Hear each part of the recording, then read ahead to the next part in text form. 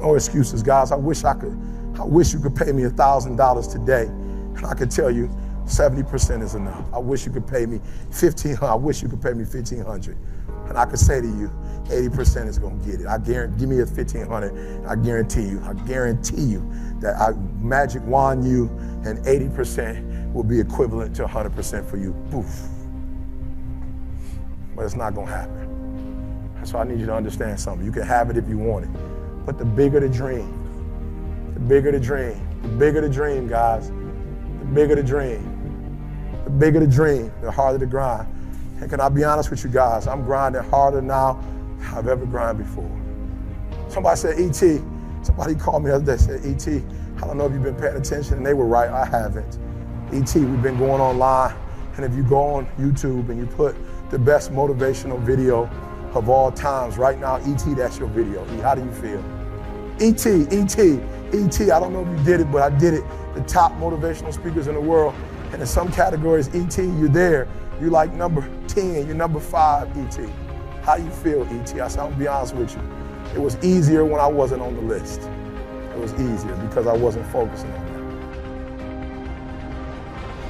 that. We want people to make guarantees to us, but we're not willing to make guarantees to ourselves. Somebody gave you a guarantee, $30, 30-day guarantee. In 30 days, if you don't make what they told you was gonna make, in 30 days you got an attitude, you want your money back. But you've never demanded your money back from yourself. What do you do when you're not the only one that wants to make $1 million in your company? You're not the only one that wants to be the president. You're not the only one that wants to be the CEO. What if you're not the only one that wants what you want? What if there are thousands of other people who want what you want? You have to outwork them.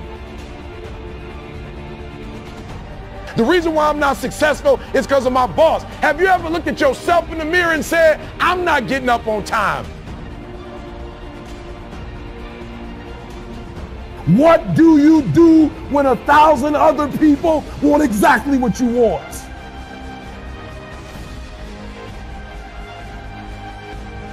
You've never looked at yourself in the mirror and said, you let you down. Until you get to that point, you let you down. You're not brave enough. You want to put it on somebody else.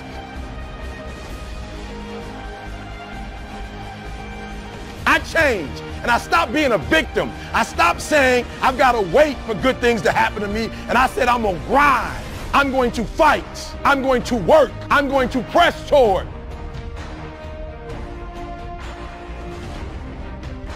I'm going to learn. I'm going to do everything in my power every single day.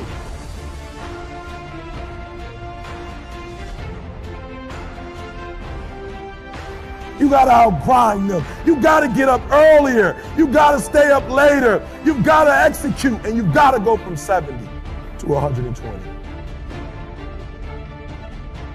And if you create a culture of losing, if you keep being a victim, if you keep letting losing happen to you, if you keep letting people do you and treat you any kind of way, it's gonna become a culture.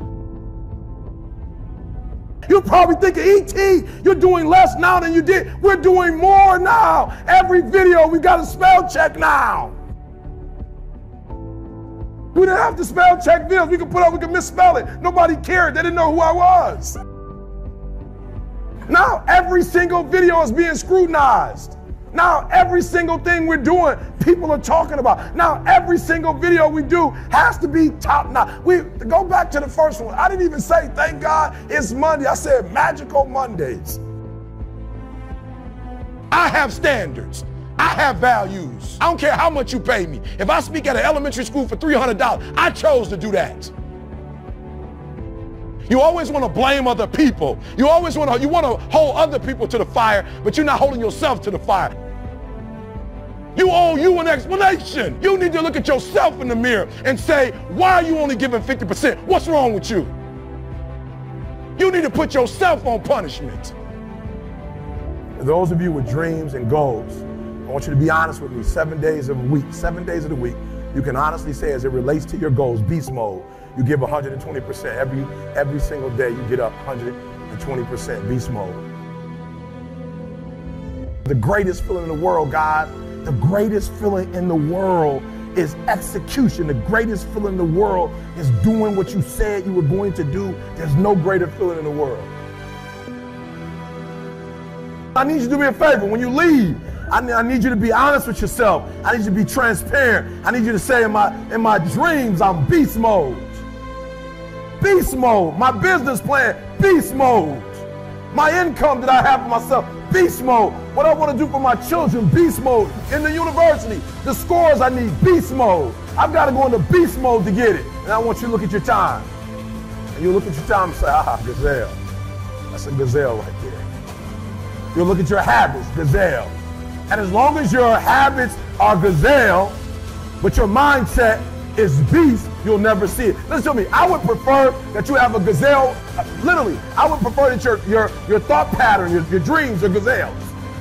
Like I would prefer income, gazelle. But what you did every day was beast. And without you saying a word, without you telling the world, if you gazelle tattoo, but you act like a beast, guess what you would get? You would get more than what you bargained for, because that's what happened to us. All we were doing was videos. We never knew that we would be a global company. We never knew we would be a multi-million-dollar company. We never knew we'd have stores in Australia. We never knew we would sell our books in Africa. We never knew our stuff would be in England. We never knew. So we were these small kids doing small stuff, but when you looked at our schedule and our activities, beast modes. Listen to me very closely. If you don't have belief, if you don't have hope, if you don't have faith, you ain't got nothing.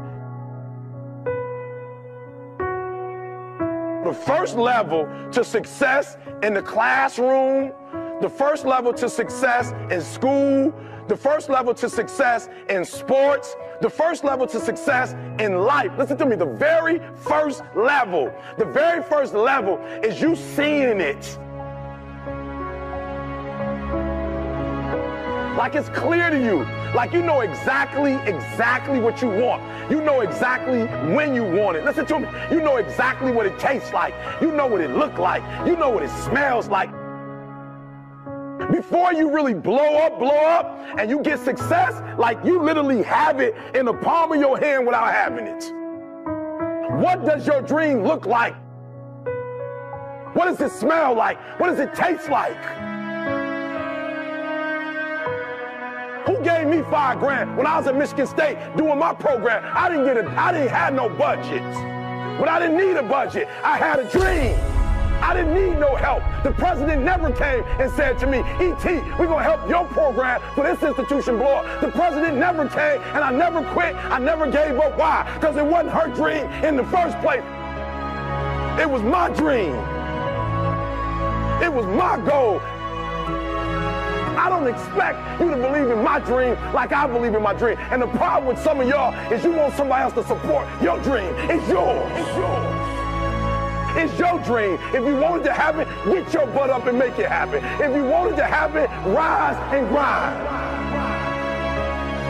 And I had a teacher in the PhD program to tell me I love it. She said, Eric, you don't write well enough to get a PhD. I said, thank you.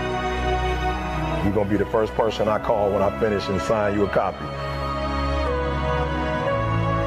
The people who blew up, they blew up because there was something that was going wrong in their life, and they took that pain and they turned that pain into something. How do you go to class when it's 10 degrees and 12 inches of snow? You know how you do it? Because you know your mama broke and she working 2 jobs and taking out a loan for you to go to school. I laugh at kids whose parents are broke and they up there partying like everybody else. Your mama broke.